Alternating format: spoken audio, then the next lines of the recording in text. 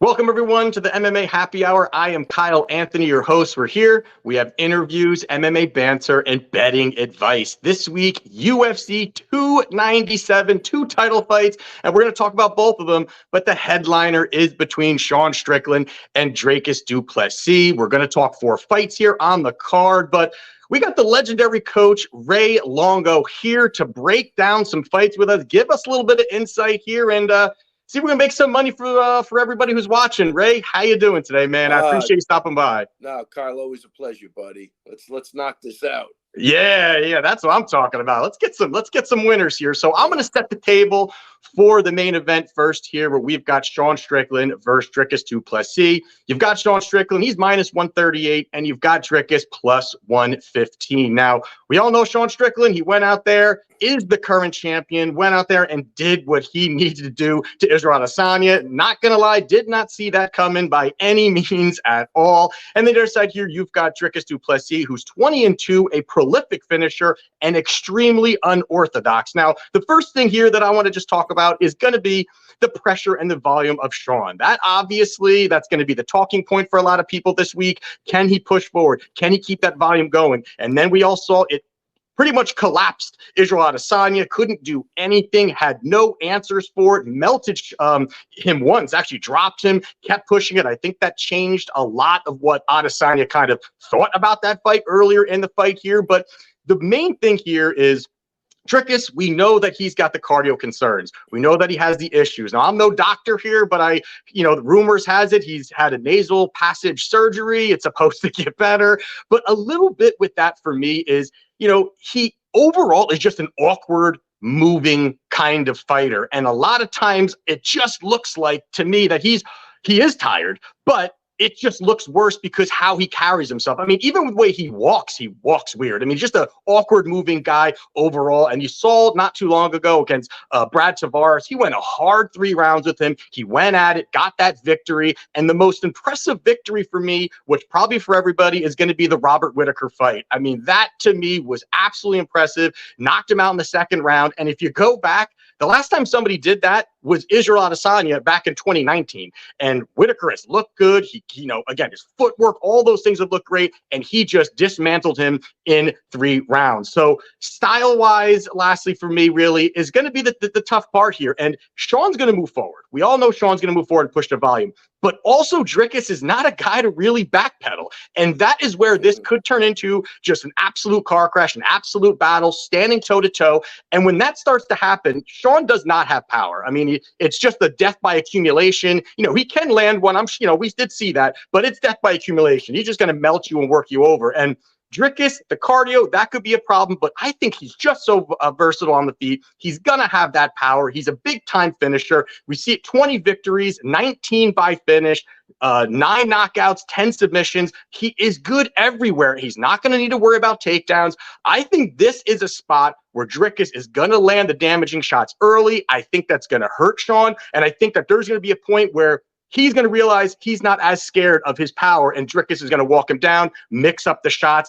I like Dricus here, plus 115. Ray, who you got, man? Who you got?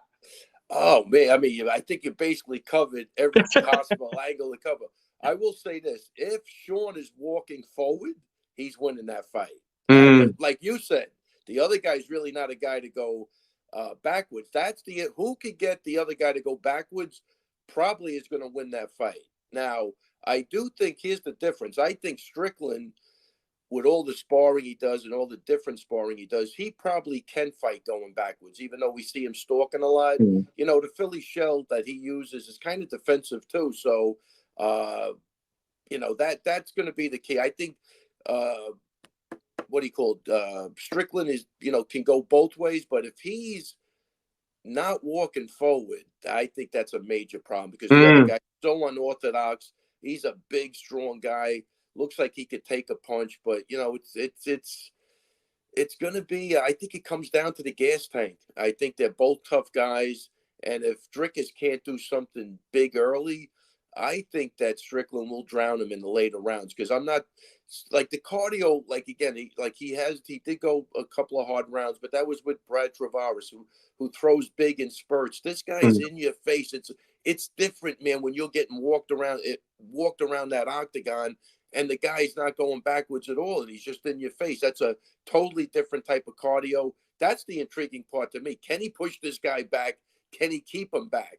And that is going to be, it's definitely going to make for a good fight. Chaotic, I believe, for sure, because of the other guy's style. But I see Strickland getting it done. But it's tough because there's a lot of unknowns with how he'll handle that style.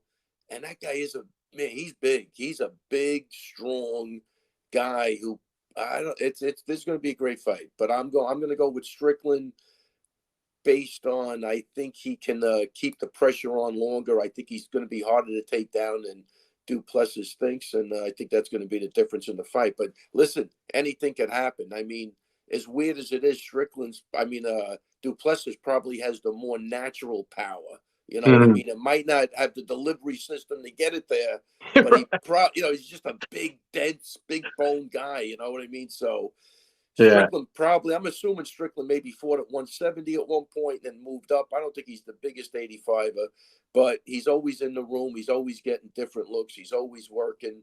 And I think that's the difference to me.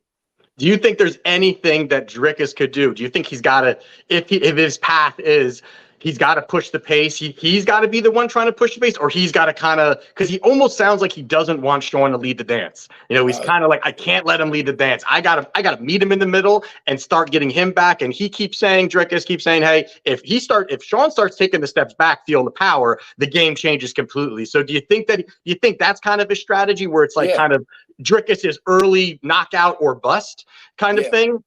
I don't know if it's an early knockout or bust, but based on what we've seen, I'm not sold on. We haven't seen Dricus go 5 rounds. We've seen Strickland go 5 rounds and never take his foot off the gas pedal. So we have a little data there, but I'm agreeing with Plessis, man. If he gets Sean going backwards, that's gonna look pretty good for Dricus. That's gonna be the key. And he's right. They have to meet in the center, and nobody's got to take a step back. But that's easier said than done. I think he could do that for a little bit, but I think once he gets his foot off the gas pedal, Strickland will really come on strong. Yeah, that's kind of where I see it too. But that's going to be a heck of a fight. Bad blood always adds to it. Dying to see it. I think it's really intrigued. I'm intrigued by both guys, to be honest with you. So I think this is a great, great fight, great main event. That's going to deliver for sure. Oh, definitely going to deliver. Definitely. It can't be a bad fight. It could be a quick fight, possibly, but it can't be a bad fight. Right. And then people are kind of talking about how although Pereira's got out of this world power, but kind of the same thing. He was trying to walk down Pereira, and then Pereira kind of threw that left hook, which he destroys most people with, but right on the button. I feel like there could be the holes, but we shall see on Saturday night there. So we're going to now run into the co-main event, the other title fight here, the vacant title fight here for the bantamweight title. We've got Mayra Bueno Silva. She is -184 on the comeback here on Rocky Pennington +145. So this fight here, you're looking at here, you've got Bueno Silva. She's got some power. She's got some good striking, but boy, is her submission game out of this world. For this division, for her having such a high finish rate and going for it, she is lethal. On the other side, Rocky, UFC veteran, and having this resurgence, really this insane resurgence for her late in her career. And you kind of look at it here as you're talking about the finishing and all those things. She's 10-2-1. Really should be 11-2 because of the Holly Holmes BS that happened, the Riddle and all those things. That's a whole other conversation, but she was doing that. And I look at it, really, she's 11-2. So that's 8 submission victories, because we all saw her choke out Holly. 8 submission victories, 1 knockout. That is absolutely impressive overall. The one thing that if there's a kink kind of or a crack in the armor is her takedown ability. She does not really have that wrestling. She hasn't really shown it. 50% takedown success rate, but most of these finishes are the opponent kind of diving in on her, and then she's like, oh, this is fantastic. This is great. You're going to bring me to my world. And she submits these girls with ease when she gets to those certain positions where Rocky, I don't see her diving at legs. I don't see her doing that. Her game plan is, as we all know, is not the sexiest game plan. It may be boring to some people, but she pushes you up against the fence, clinches you there, holds you there. And I thought her win over Catlin Vieira, who I do rate pretty high, I think she's going to fight for a title at some point down the road if she can kind of put it all together,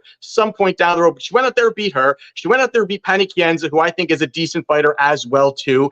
Finishes Macy Chiasson, who, not the highest level, but when you're talking style-wise, she is massive for the division. She's long. She's very tough when it comes to that. Yes. Now, the only thing that I got to look at here in the situation is really the last four, the winning streak that Mayra Bueno Silva has. I mean, she beat Wu Yanan, who's 0-4 run in the UFC. Then she beat Stephanie Edgar, who's 1-4 run in the UFC. Then she beat Lena Landsberg, who's 41 years old and on an 0-4 run in the UFC. And then she just beat Holly Holm, who's 42, but on a 2-2 run in the UFC. It's not the greatest lineup of showing where she could, most of those people, for the most part, I think Pennington could do her game plan, kind of work it and get the victories. Maybe not these finishes or anything like that, but could get the victory. So I think that if we're looking at a price here, I do believe Silva is the rightful favorite. I think she's got the tools. I think she can really do some damage out there, find that finish at some point in the fight. But I think this is one of those boring fights. I think that it's going to be very close rounds. I think there's going to be points where they're up against the fence, who's got kind of the angle, who's kind of got control, and then we're going to go to the scorecards. And in that position where it's kind of a coin toss, in my opinion, I like the plus money there. I think the value's there. So I do like Pennington here, plus 145, a little iffy, but I do take the dog here. Ray, how do you see this one going down? Why'd you bring me on? To prove how smart you are with the analysis? What the fuck? What is this? What do you cover every possible fucking angle? You're the brains here, Ray. You're the brains here. Crap, I don't think I've ever looked at a fight this hard. Holy crap. Yeah, I'll go with I like what you say though. Look, Pennington's got a lot of experience. I put a lot of emphasis when I'm looking at fights, what the other opponents' records are and how good they are. So I think you bring up a good point. It has definitely, Pennington's been around for a while. She's fought for the title. She's been in with the best people. I got to say that experience is going to pay off dividends for her. I look for an upset in this one. I'm going with Pennington to get it done. And she's only been finished one time in the UFC, and that was Nunes. So and I think they had to step in on that. Oh yeah, that was the one where Pennington said she didn't even want to go out for the last round, and then they told her still to go out, and then she got dismantled in that last round. Yeah. That's kind of crazy, but then again, it shows that she is tough, and that shows that. But also, I think there's high equity, I think, in the finish side of Silva, where she can get the finish. I don't see Rocky having the power. Yeah.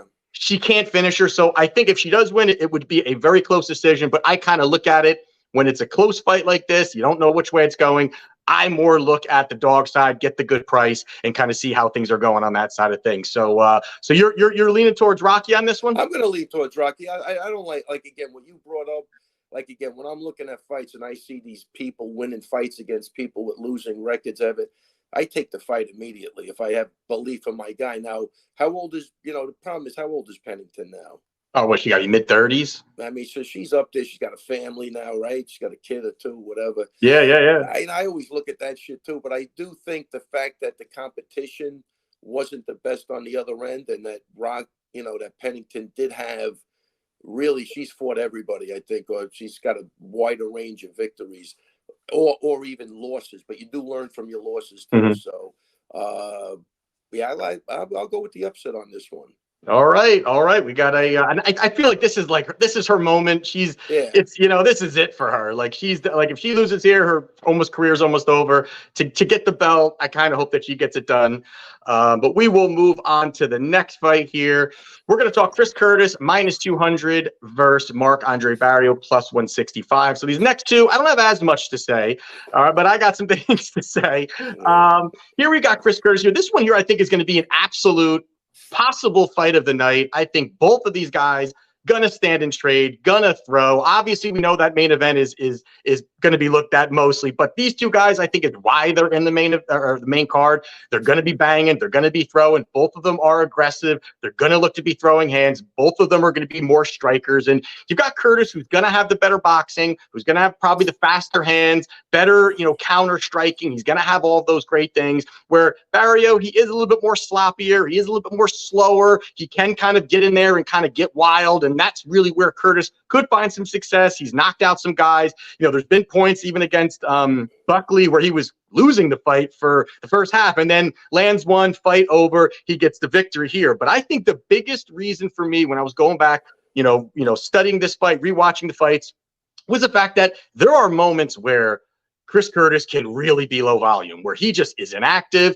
He's got the ability. He kind of lets the opponent dictate the pace a little bit. Once the opponent steps up a little bit with volume, then he'll finally kind of get into it. And that is where I think he could have a little bit of problems, where Barriault he's going to be a volume machine. He's going to be in your face. He's going to throw. Not that Curtis is going to not be able to, but that could be an edge for him. And these are both guys, I kind of look at this possibly going the distance. I think it's going to be a war, possibly going the distance. And optically, I think Barriault can work him up against the fence. I think he's going to cage push a little bit, and he's going to kind of make it where he could just look to bank some rounds, and there's going to be these big exchanges. So in another situation here, you had Chris Curtis, who opened at around or was around -140 last week. Now he's at -200. So the money is coming in on him. So this is a spot where I have not placed a bet, but I'm looking at the Barriault side, or at least looking at this fight going to a decision, because I think these guys are going to be durable enough. So how do you see this one going down here?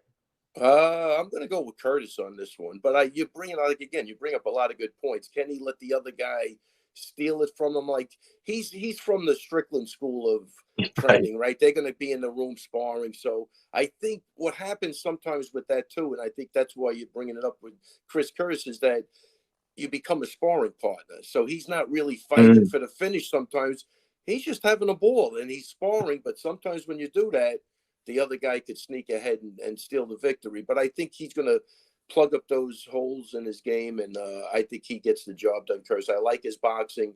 He definitely could take it. I think standing up is where he wants the fight to be, and it's going to be hard to get him out of there unless Barriault does something weird. But I'm going with Curtis on this one, because what was his last fight? Did he lose his last fight? He fought. Do you know? It was Kelvin Gastelum, and then he lost that. Right, but that was a good fight though.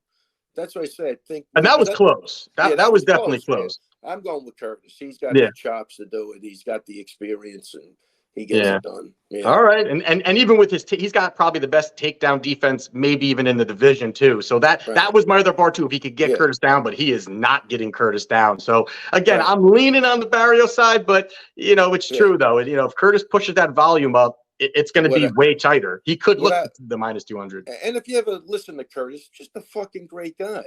So he's got to become a shitty guy. He's got to really get that fuck you attitude. He's having too much fun, I think, sometimes. But hopefully they make those changes and he's getting the job done.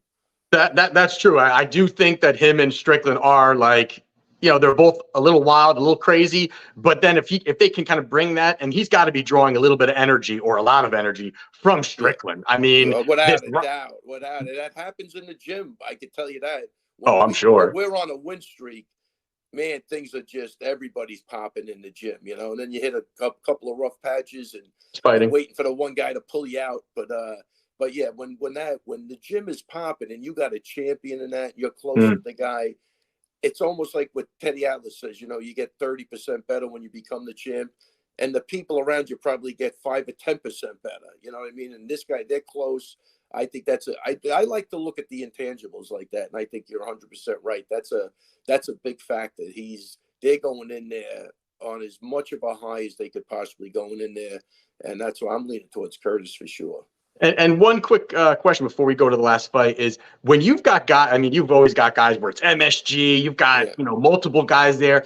Is that camaraderie, I mean, you've hit on a little bit there, but that camaraderie, I mean, how much different is it if one guy is from the gym is going where you've got 3 or 4 guys on the card? I mean, like you say, that's going to build everybody is even, they're peaking at the same time, they're focused at the same time. Is that kind of how you see it? With me, sometimes it hasn't worked out the best when I get multiple guys on. Hmm. But it should. I mean, I could tell you that. Well, I take that back. Sometimes it doesn't go right, but right up until the fight, everybody looks fantastic, and what you're saying is correct. They're all feeding off each other's energy. But MMA, By cutting weight together and yeah, like. I think that's a big thing. Yeah. Now it hasn't always played out the best for us. I had a Of rough course. night at MSG. Was it MSG? Yeah, MSG. But I could tell you everybody looked great going into those fights, and what you're saying, the camaraderie, training together, and everybody, just jiving together is a big deal. But then you got to perform. You got to get in there and actually do it. Right. All right. We will jump to the last one here real quickly. Gonna go over this one. Charles Jourdain minus 195 versus Sean Woodson plus 150. Now, Jourdain, going over this here, he's a fan favorite. He's explosive guy, wild guy, wants to come forward, will take massive risks to either win the fight or lose the fight, but he's willing to do it. And the one thing that he does really well is he gets stronger as the fight goes on. He's got multiple third-round finishes, and he can break guys with just as crazy as he is and how much he does move forward there. Where on their side here, you've got Sean Woodson, who he's got the boxing, he's got the length, he's got the size, he's got all of those great things. He's going to have a 9-inch reach advantage, a 3-inch height advantage, and his boxing is really good. He does have that tall man syndrome a little bit where, he could get cracked or his legs are open because he's just kind of that skinny side of things. But he should be able to do pretty well at distance, at range. He's going to have to keep, Jourdain at distance in order for him to really have success here.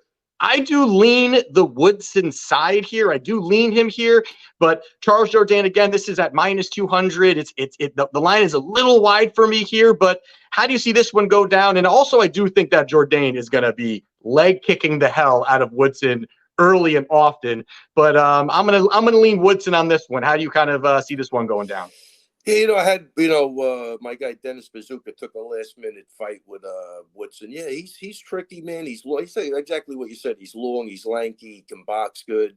Yeah, I'm gonna go with you on this one. I like Woodson. I liked his camp. I liked him. I think he gets it.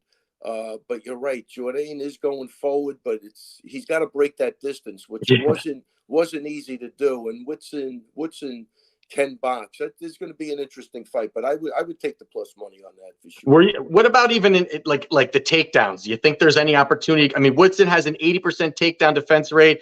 He has not faced, all these heavy wrestlers, so he hasn't had to defend. So that could be a little inflated. But if he does get him down, Jourdain is going to be pretty good on the ground when it comes to that side of things. He's always submission hunting. Do you think he's going to look for the takedowns, or do you think this is kind of going to probably be a wild one on the feet? Well, I think his path of least resistance is to take it to the floor, like you said. But strange things happen when you get in there, so we'll see. And I think, like again, Jourdain with the pressure could break him down to the third round, and then maybe get it to the floor and do something. But I like the matchup. I like the matchup. Woodson's got decent movement. Like again, he does hold the range pretty good, and I'm thinking that's his path to victory. But this definitely not an easy fight for him. Yeah, no, I don't think so either. All right. So there we go. There are the plays for UFC 297. Take a look. My client plays. Link down in the description. And Ray, I appreciate this, man. I know you got some big fights coming up. You got Merab versus Cejudo coming up. I mean, that's one of the best wrestling setups you could almost find in the UFC at this point. So, I mean, excited to see that one. Merab, I mean, I'm a big fan of Rob just in general. He's an amazing person, but he's also just one of the most entertaining guys now, really kind of getting himself into the mix. Yeah, 100%, which is really a little surprising to me. But this is what happens when you go to Vegas and you're left alone. The guy looks like he's having a ball. That's the only thing that could ruin Merab is Merab, but I don't think he will because I know how hard he trains, but man, his videos are getting funnier and funnier. Man. They are. I mean, he's putting so much time and thought into it. I'm like, without a doubt, this guy's gotten too get him back in the gym.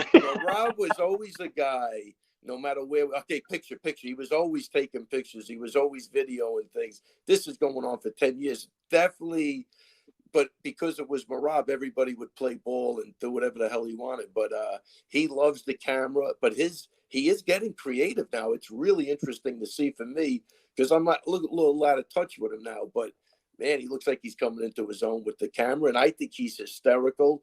He puts thought into it, like you said. He puts thought into those videos, and that's what I say. If the UFC would embrace him and get behind him, they might have something big. But you know, they got a hair up their ass because he wouldn't fight Aljo. And I know. Oh my God. I mean, it's actually brutal, but I think they're making a huge mistake because this guy looks like he's really coming into his own. And the other was you got Aljo is going up against Cater. Yeah, which is going to be a crazy fight. So great fight. That's a good UFC on the big card, UFC 300. That is going to be a great fight there, and the setup is going to be great for him. And then even after that, he wins that. The last question for you is, where do you think Aljo goes? Aljo goes out there, gets the job done at UFC 300.